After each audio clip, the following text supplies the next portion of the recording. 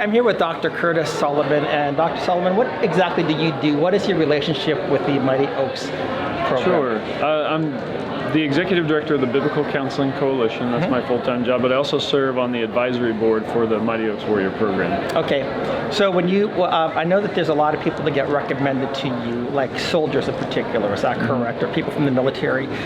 What are the biggest problems that you're finding right now with soldiers? Well, with veterans coming out of the military, soldiers, sailors, airmen, Marines, obviously post-traumatic stress is a big problem for people struggling with combat-related trauma, but a big part of what we see with post-traumatic stress is not as much. A lot of people think it's about the violent acts that they have seen happen to other people or that have happened to themselves, but oftentimes there's the component which is now being discussed as moral injury, where people are actually struggling with guilt and shame over actions that they did in the military, sometimes under compulsion by other people or basically violating their conscience, whether voluntarily or feeling compelled by their commanders or just the peer pressure going on in the unit. That guilt is a big component. So, how many people, what percentage of people actually deal with this? Because this is something that's not talked about a whole lot. You do hear about the PTSD. Yeah. But what about this, the moral guilt? Do you have a term for it? Yeah, the moral injury. I don't think it's a recent enough term that they don't have statistics on how many veterans are struggling with it, and it's not something that would even be diagnosed by secular therapists or the psychological world, because it's not in the DSM. Because there's a big move though among the Chaplains Corps and other groups to say part of what we are describing as PTS is actually something different. It's not it should be recognized as its own. So there's not a good stats on how many people are struggling with this. So when they were talking tonight, especially Chad was talking about, healing a soldier physically and everything else, but the soul part, the spirit part, whatever you want to call it, that's what you're describing. There's something in there and you're seeing, is that a root of a lot of these issues then, and from what you've seen?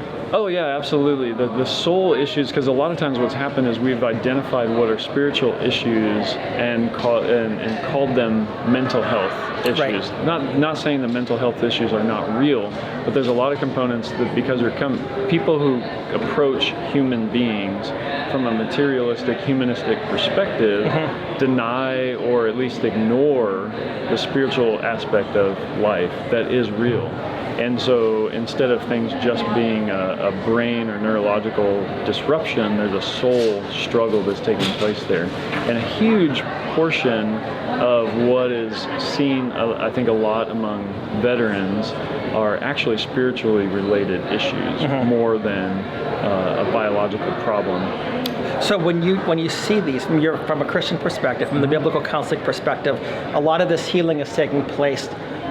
At least the groundwork, the foundation for the healing to take place comes with a right relationship with Jesus Christ. Oh, absolutely. Yeah. So, and some of these, and tonight it was a little bit encouraging to see that a lot of that's been encouraged, but there are still areas where that's not encouraged. So do you think that in these situations, veterans or returning servicemen and women are being, in a sense, almost abused? That they're, because this is the crucial issue from what I hear you saying. It tends to be more related to the soul. We can heal other things, but if you have that guilty heart, that guilty conscience, that that moral injury on the inside, it seems to me like the best that we're going to hope for is maybe a 3/4 veteran or something like that. And with the suicide rates and with the other things, how much of those things are interrelated? The healing of Well, the suicide is massively related to the spiritual issue. Some of the testimonies you heard tonight, people talked about that issue, because suicide flows largely out of hopelessness. And if you don't have anything to rest your hope in and understand what true hope, where it comes from, which is a relationship with Christ, then absolutely you're not going to be able to be made whole again or made and healed from those spiritual injuries that you're experiencing. I wouldn't say it's as much abuse as much as because of the nature of the VA and the DOD and being very secular in their way that they conduct things, they're neglecting the spiritual component. So they can't actually deal with what's really going on because they're not allowed to, or they don't acknowledge it or see the spiritual nature. Now there's been an encouraging word that we got tonight, Very some encouraging. encouragement that there are people who are beginning to recognize this aspect of it and talking about it and looking for ways to encourage and incorporate spiritual work into the VA even, which was huge. I mean, that's a huge piece of news. It is. So. But there are other people, to go to the other side of things, there are some people that basically say, well, if I give them the Bible verse, if you accept Jesus, or the certain steps that people, the formulaic stuff that people have, that's not really dealing with the issues though either, as I understand it. Would you agree with that? I definitely don't think there's some formulaic, do these 3 things and everything's going to be okay and great. But what you do see is it's not as complicated as we like to make it. And if people who are familiar with the Mighty Oaks program have actually gone through the program, you see it's a week-long intensive program that actually only talks about post-traumatic stress for 45 minutes. Is that right? It tells them what to expect, what are the natural things happening in your body caused by post-traumatic stress, so that you're not freaking out and thinking, I'm a monster, I'm a freak, something's broken in me. Chad's own testimony is he thought he was developing epilepsy because he didn't know physiological things. The rest of the entire time is saying, listen, if you want your life to be right, you need to know Jesus and you need to align your life with the life that you were created to live by God.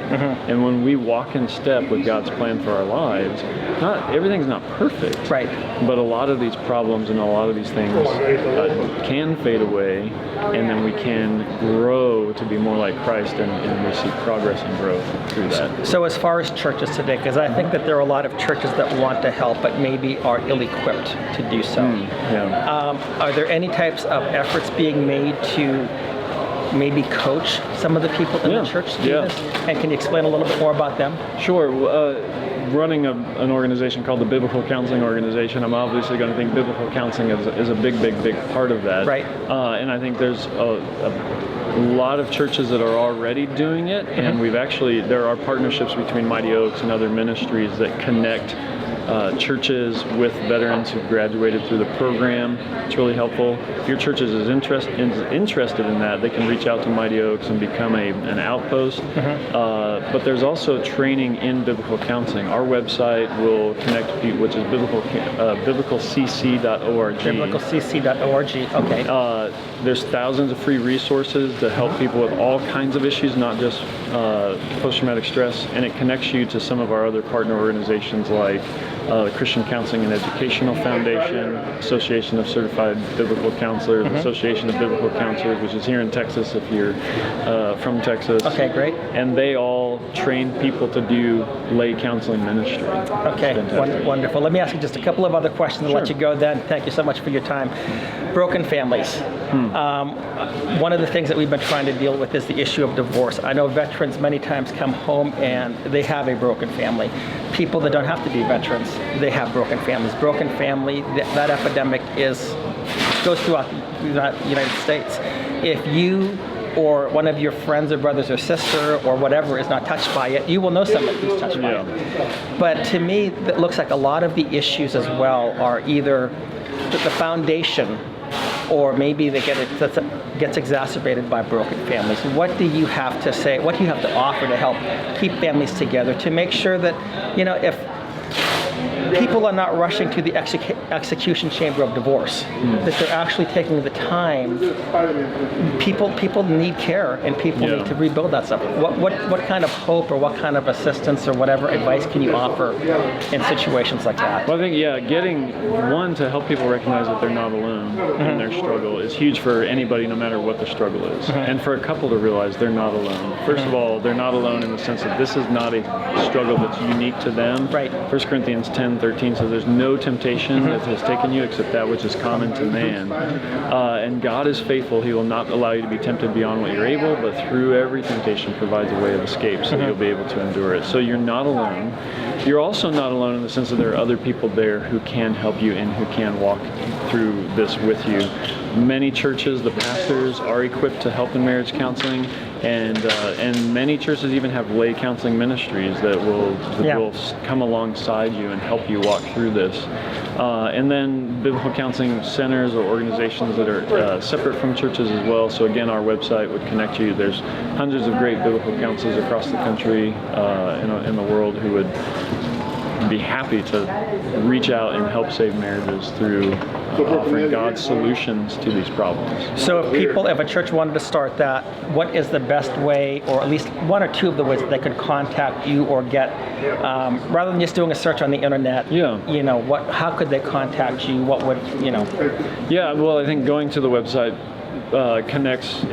There's a Find a Counselor button, so you'll find a whole listing of counselors, counseling training centers, and churches where that is offered. And if you're a church, biblicalcc.org. Yep. Okay. And if you're a church looking to learn more and get connected with that type of training, you can reach out to us at info@biblicalcc.org, and we can connect you with one of those great partner organizations that does the training. And you're seeing a difference, right? Oh, absolutely. Okay. Yeah. Thank you so much for your time here, and it was great to meet you. Yeah, Appreciate you spending pleasure. the time. Thank you you so much. Bye.